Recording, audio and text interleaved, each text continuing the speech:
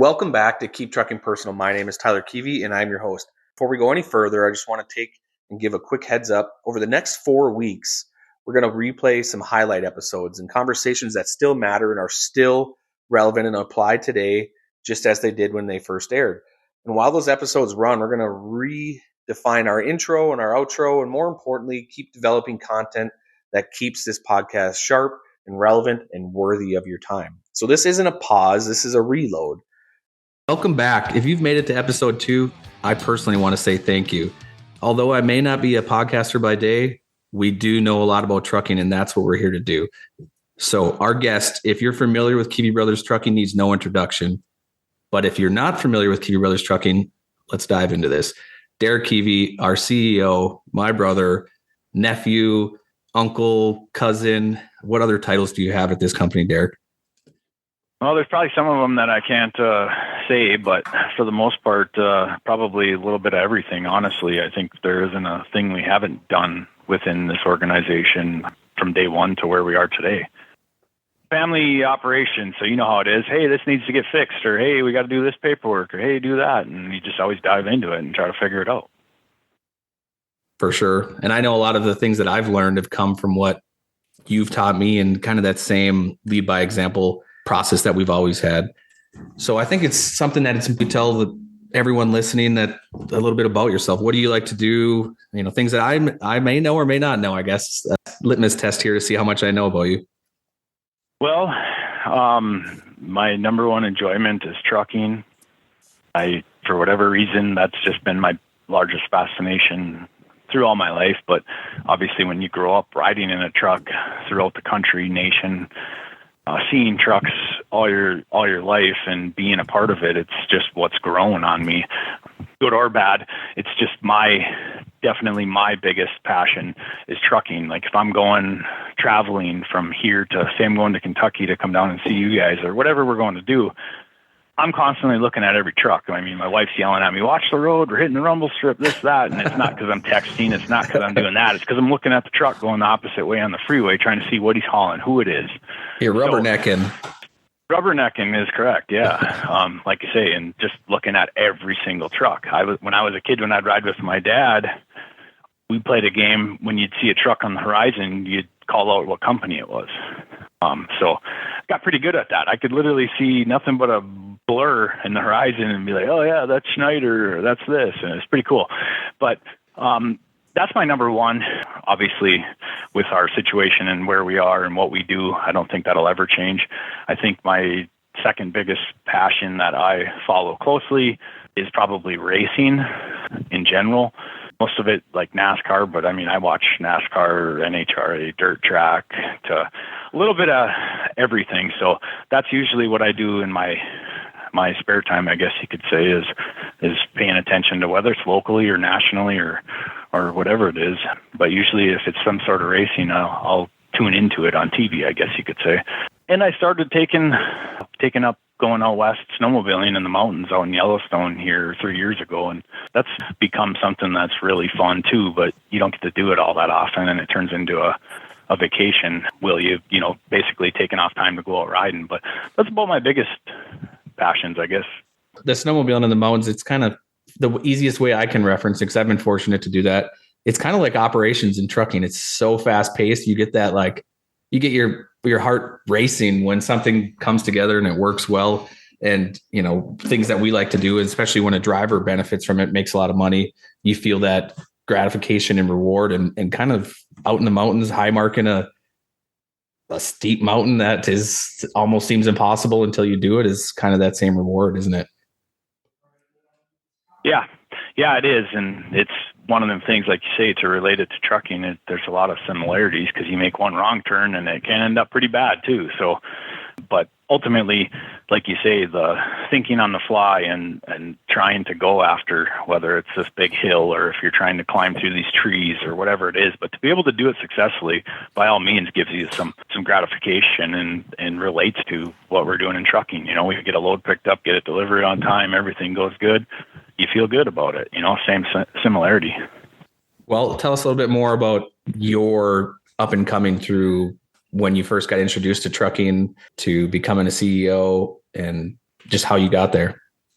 Well, it started, like I said, by just riding with my dad, whether it was summer break, spring break, Christmas break, whatever break it was in school. Typically, I would go on the truck. When I was starting to play sports, I actually even signed up for baseball one summer. I forget how old I was, but I wasn't that old. I'm going to guess probably 10, 12 area. But I started to play baseball. Well, I went to, I think, the first practice or two. And after that, my dad came back to town. He was gone when the first practice had started. He come back to town, and I started talking to him. And, I'm taking this trip going here, and sitting there at home, summertime, thinking, okay, do I play baseball? Which is, practice every day for an hour or two or whatever it was. Or do I go on the truck? And you can figure what happened with baseball. I retired at that point, and I've never looked back. I went on the truck for the rest of the summer and just explored the country, explored what trucking is, how it all works, and I just loved it. We went on a family vacation one time down to my uncle's in Texas, and another one of my uncles had been passing through. He was on the truck under a load, and I was on vacation, and next thing you know, I'm asking my mom, can I go with my Uncle Kevin? He's loaded for Philadelphia. We're in Dallas. I'll get home at some point, but, if we can do this. And she let me. I went trucking, left the whole vacation behind and went on the truck. So that tells, any kind of gratification as to how I view it. I gave up everything, gave up vacation, baseball, all the stuff to go trucking. So it's definitely well, and I think that's something blood, but that's interesting to talk about. When I know a lot of trucking companies are family, it's all family, right?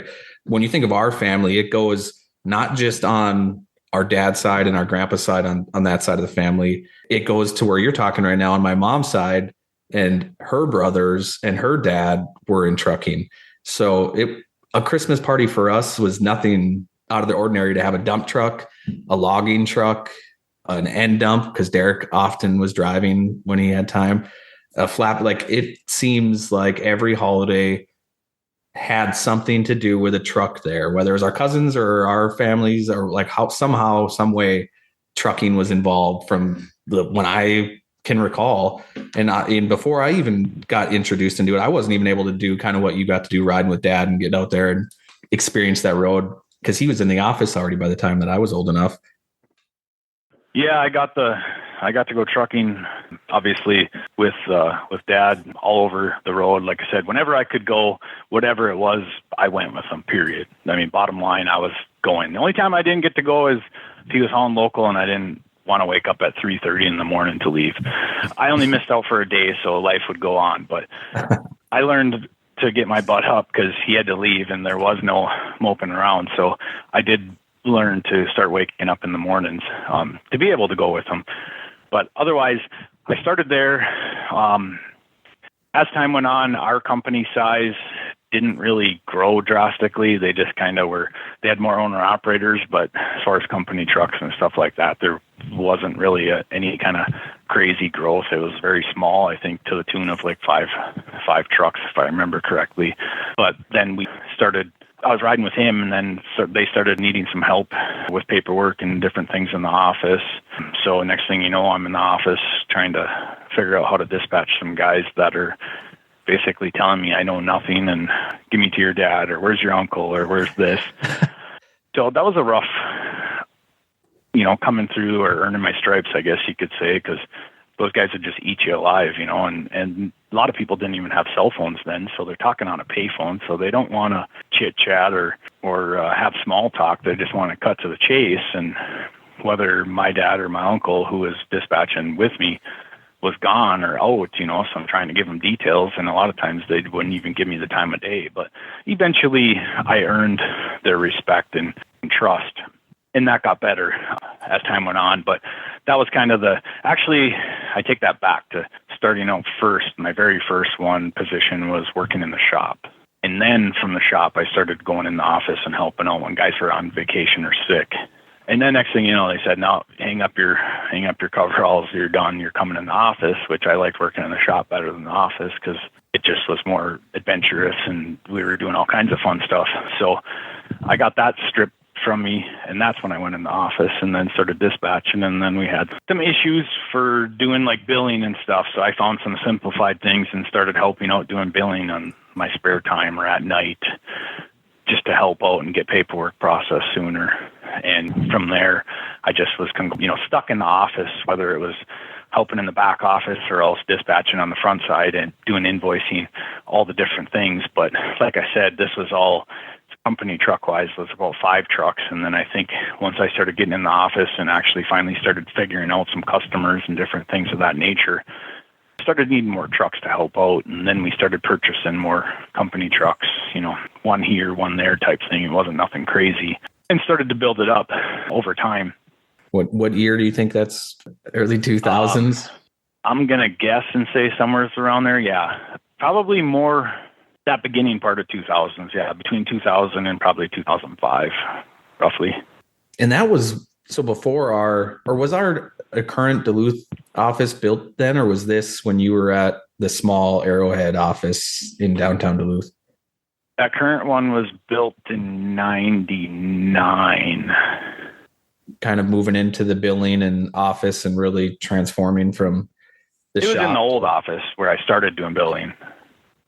Keep in mind now, we had a very small scale operation. We didn't have a TMS for dispatch. It was QuickBooks, and you wrote down in a notebook where the load went, and that was your order number. Driver settlement sheets were handwritten. There was nothing automated at all. When I came into it, then I'm like, wait a minute, whoa, this is, kind of archaic Stone Age stuff. So I started finding some different software things to implement to try and help out with that, because it was just so redundant and time consuming. Mm-hmm. So moving into the billing side and when you got to come into the office, when did you get your CDL? Right when you turned 18, or when did you get your license? I got my CDL, I'm going to say 20 or 21. Okay. Relatively early, got right into it. Oh yeah. The hard part was I didn't get to do a whole lot of driving right away because I was in the office. I could never leave. Mm-hmm. So I couldn't go and drive, even though that's what I really wanted to do. But I also knew, I had to do what I was doing in the office. I realized how important it was. Well, I think we'll get to that pretty quick here, because you did get your stint at driving, not a normal conventional way, but you found a way to make it happen. Yeah. Nights, weekends. That's one of my most fond memories of really learning that discipline of the integrity, I guess. That's kind of one of our values, right? Is integrity. And when I think of what you displayed from a leadership level, even though at that point you weren't an owner, you were just in the office, you still were showing that if I say this is going to get done, one way or another, it's going to get done. And oftentimes that meant you signed yourself up for a second shift when everybody else was going home and getting ready to sit on the couch and have dinner.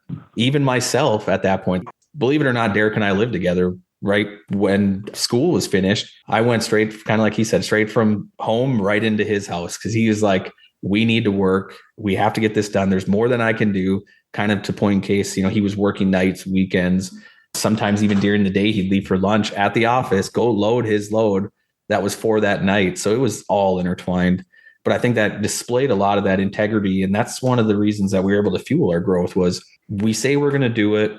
Don't be surprised if you see yourself or our uncles or myself, one way or another, we're here to guarantee that service. And I know guarantee is a tough word in this industry. And that's kind of how we felt. That was our commitment. Guarantee I take that call or we take that email, or even somebody next to us does, and it's got our name on it, we're showing up. And I think that started, now looking back on it, it started a lot earlier than I think, before we even wrote it and put it on our website. It was something that we were doing and living by. Yeah, we did. And obviously learned from our elders. But funny thing is, we had a gentleman stop in yesterday that worked at a local facility here in town in Duluth, and he now owns his own facility, and he just stopped in to make a face. But where he worked and when he worked with our grandfather, Henry. And he brought it up that, back then, at those days, it was just a regular landline. That's all you had. But our grandpa would go and haul for him every winter.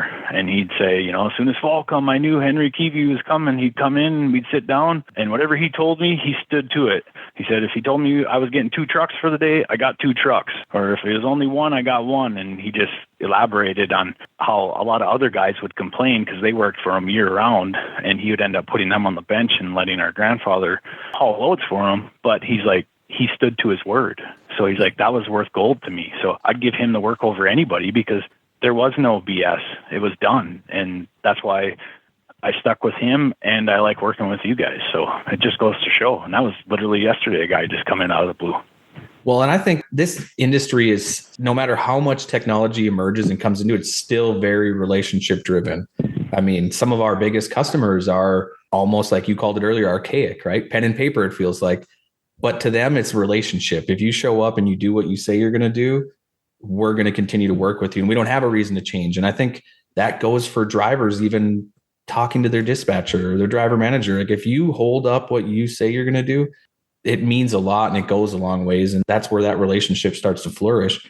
And I know some of the things nowadays, it seems like, are trying to maybe remove that little bit of flair and touch and personal. And, you know, I guess that's kind of what triggered us to want to keep trucking personal and keep our motto and our mantra, and however you want to coin it.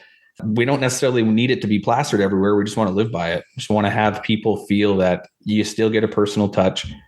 We're going to be advanced in technology, and we intend to be, but we're still going to keep it personal. You're going to have a way to connect and feel that. And I think it's funny hearing from your side how far back it started. Yeah, it's all the way back to day one, but you know, you didn't get to be a part of that, the fun times when I first started dispatching. But again, like I had said, it was right when cell phones were starting to become a thing. Most drivers didn't have cell phones, and we sure as heck didn't have any kind of tracking.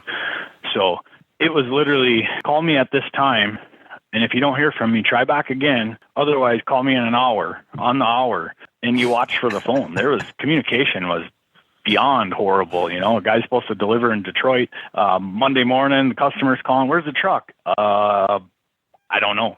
What do you mean you don't know? Well, he's in the truck. I'm here.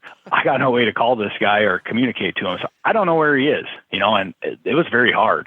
It's really not that long ago. I mean, I feel like we're talking about black and white TVs to colored TVs gap. And really we're not. We're talking like 15 years ago, it was much more structured on the basis of call in, you know, check calls. That coined phase probably, or terminology probably came from that. Like, you have a check call at 9, a check call at 3, and those guys or gals are popping a quarter in a payphone somewhere, or, you know, and giving that, or use the phone where at the shipper, you know, or whatever it is. I mean, but it was beyond, you know, from what it is today to what it was then. It's pretty crazy to think, you know, we didn't even have a established fuel card. We'd give the drivers visas. It was just, everything about it was so. Yeah. Nowadays, if you try to give credit and true credit cards, though, you'd have to, you know, you can't even hardly do anything without fraud. Like, somebody's trying to impersonate something. And it was amazing 15 years ago how much trust could be given just to anyone, and it was upheld. Definitely major changes from then until now, and it's all been for the good. I know a lot of the old school guys are retiring. Most of the guys I started out with are either retired or in the process of retiring. So it's definitely been a interesting last few years for me, starting to see all these people I've been working with all my life, and now they're starting to retire. So kind of starts to feel a little long in the tooth on my side, but in the end, it's kind of humble too to be able to see them, you know, have worked all their life and now start to get to enjoy what have you. And we've got several that have retired, and next thing you know, they're back here working, you know, part-time, I got to stay busy here, you know, and that's just the family we've built. And those people care that much about the operation and what's going on to where they're retired, but yet we almost talk to them daily. And it's not like we're trying to bring them in. They're putting themselves back into what we have going on here just because of how much of a family operation it is, and us keeping trucking personal. That's how far things go with people, and it resonates deep down. And you said retirement, which for us even means a lot more when you think of 2017, when we were able to retire our Uncle Mark. And I guess, not quote unquote, he didn't fully retire. He still stuck around for a bit, hauling, you know, was it road salt and aggregate, dirt, gravel, whatever you want to say. But we got to. He still comes around. He was just here working in the office a few weeks ago for a few hours out of the blue, so we're so programmed to work. Really, it's truly deep down in our bloodline, of making sure we're getting that stuff done and attributing to the entire organization as a whole. Well, and we got the opportunity to let them retire, our uncles and anyone that was that, I guess you'd call it second generation, right? They're still involved with the company. They still work at Kivi Brothers Trucking. We're now the third generation. It starts with you, Derek, myself, and then we have a younger brother, Dakota. And we're now in that same, it's in our blood, the diesel runs through our blood type concept, and moving to hopefully a fourth generation, right? I have a son and you have a son now, both very young. It's hard to see that they got the trucking bug yet, but be pretty cool to see that evolve and maybe let us take a break when that time comes, huh? Yeah. Yeah, it'll be intriguing to see, are they interested in it, or is it something they don't like? Right now, my daughter is 3 years old, and whenever she sees our emblem, Kivi Bros Trucking, oh, daddy's work. And so it's already starting to show up. I guess you could say kind of started, and she's 3. So I haven't really brought her to work a whole lot just because what I'm doing is more hands-on and just a lot of moving parts and pieces, and I just don't want to bring a 3-year-old around that. But as she gets older and we can get into a safer situation with a safe environment, then it's something I can say on a weekend or something, bring her with me. But we're not quite there yet. I think that introduction, looking back when you and I, obviously we worked together every day, we lived together, and then it got even deeper. On the weekends, we used to start to come in and make sure everybody's truck started together. So we would spend all weekend in the cold, because it feels like Duluth is always cold. Like if you're going to deal with a snowstorm, move to Duluth. That's where you'll find it. And when we were there every weekend, how many weekends do you think, Derek, that we spent trying to get those? For me, it's most vivid, those Volvos. We had those rental Volvo trucks and we could never get them started. And they would always be parked in the way back of our parking lot. And we would just spend all weekend starting trucks and getting them ready for when a driver was coming in to leave, or transferring freight, or something along, getting an oil change done, or a driver's got a tire that's flat. I feel like it's just, in trucking, there's so many moving pieces and it never stopped. But that's one of my vivid memories, when every weekend we're there and we could not get those Volvo trucks to start or stay running. Do you remember that?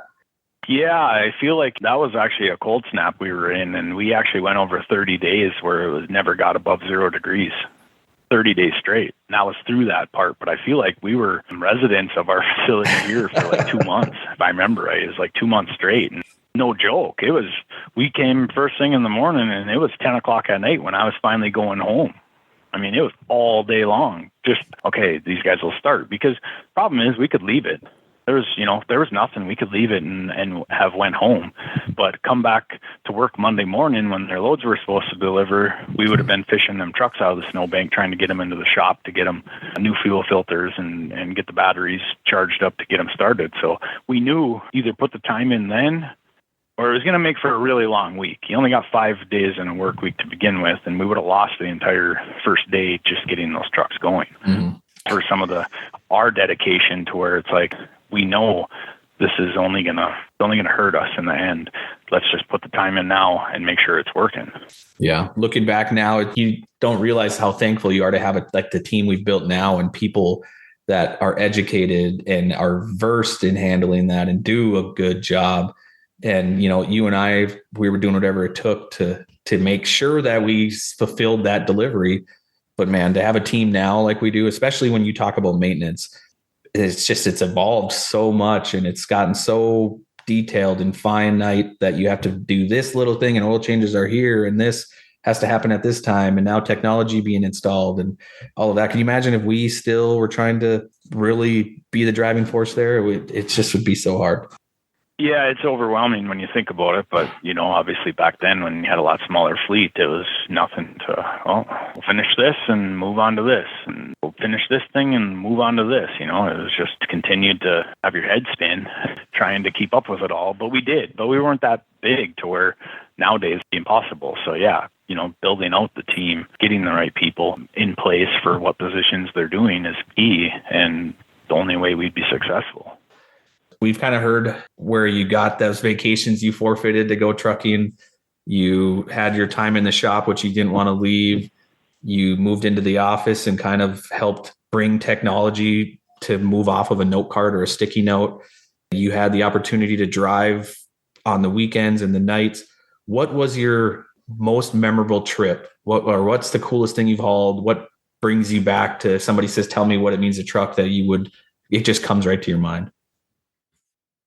The coolest probably would be we had to pick up a Achi, I think it was the EX650 excavator, and this was an evening, and it had to be somewhere the next day morning. And I-35 going down into Duluth was all closed for truck traffic because of road construction. So you had to go all the way around it, and that's the main artery in and out of Duluth. Well, hauling this machine, it was a 13-axle load.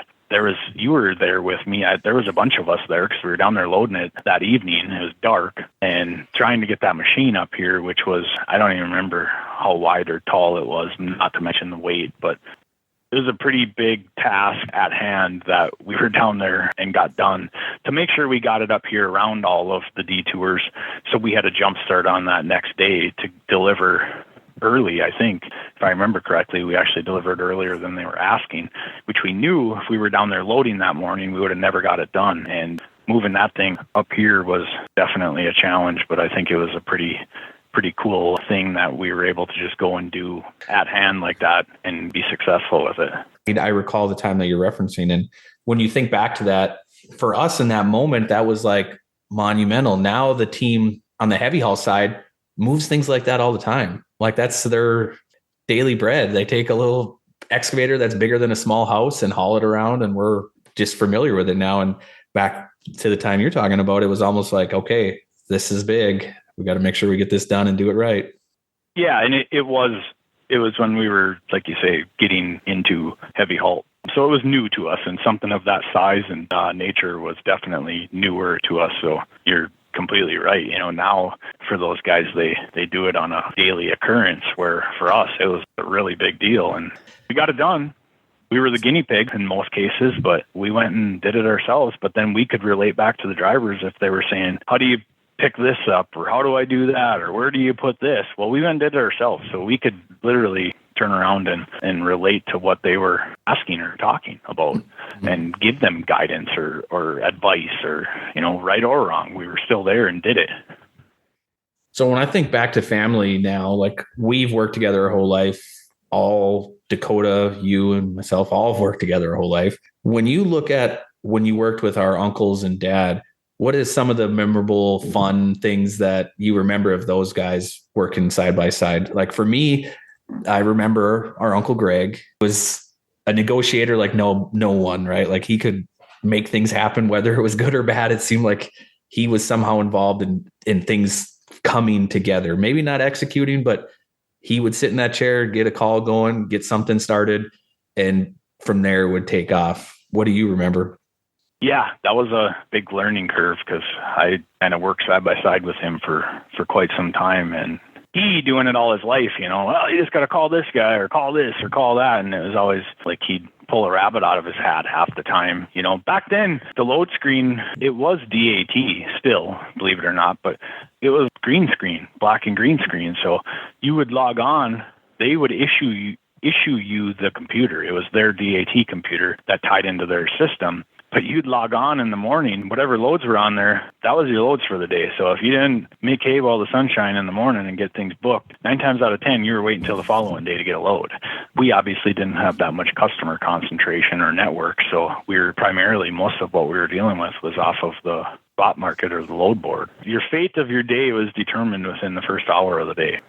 And you think back to the second generation, right? Like where we're talking now, our dad was one of 9. Like it wasn't a small family, it was big. And of that 9, many of them were around or in the trucking company. So like we said earlier, when we had Christmas, it was like, okay, we just took the coveralls off. Let's get together. Everybody had some sort of insight or was in the know of what was going on and what we were doing. And looking back, it's just, that was such a good opportunity to be that close to family, yet have a career that was building, and all of these opportunities that came from just having a close-knit, tight family. And I don't ever really recall a lot of tension. Of course, tension is natural, right? Things are going to be like, oh, you goofed this up or you goofed that up, and people get frustrated. But it was never like a lot of animosity, right? You think the same?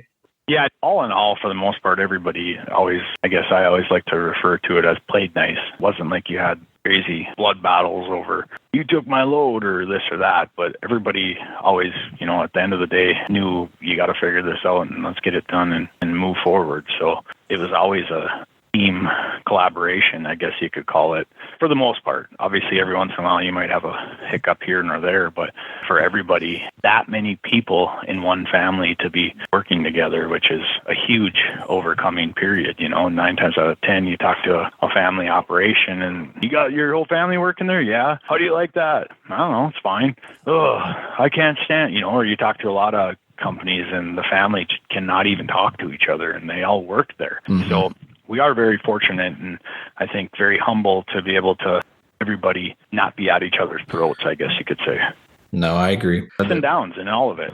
There's nothing's bed of roses when it comes to trucking. Yeah, you get some wins, but you also get some loses. So it's an up and down roller coaster.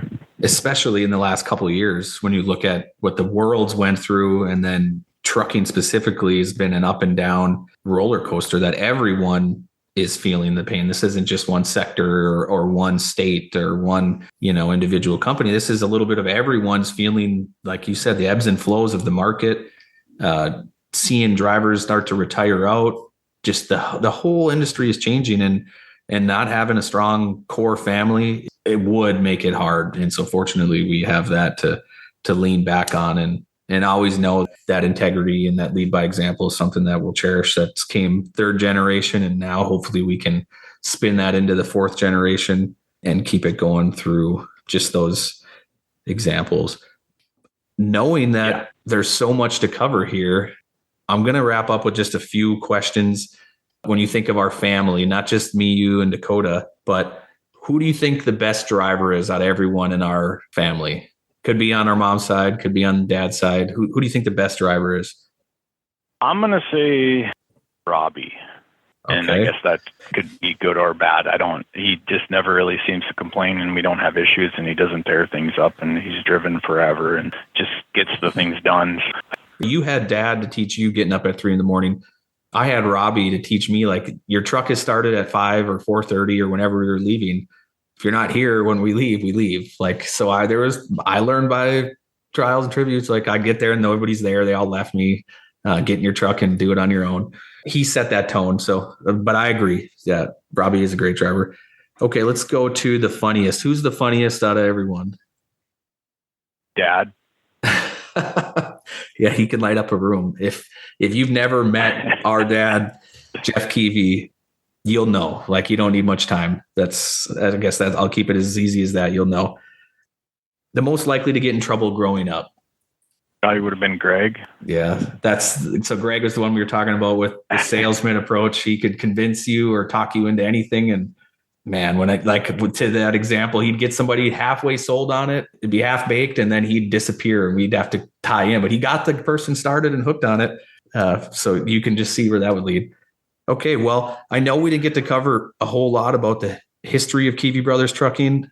Fortunately, there's going to be many more episodes. We're going to keep this rolling. And Derek, I think I'm going to get you and maybe Dakota together, and we'll really try to buckle down on what the history of Kivi Brothers Trucking was and how it became what it is today. There's just so much there, and I just don't think we have enough time to cover that.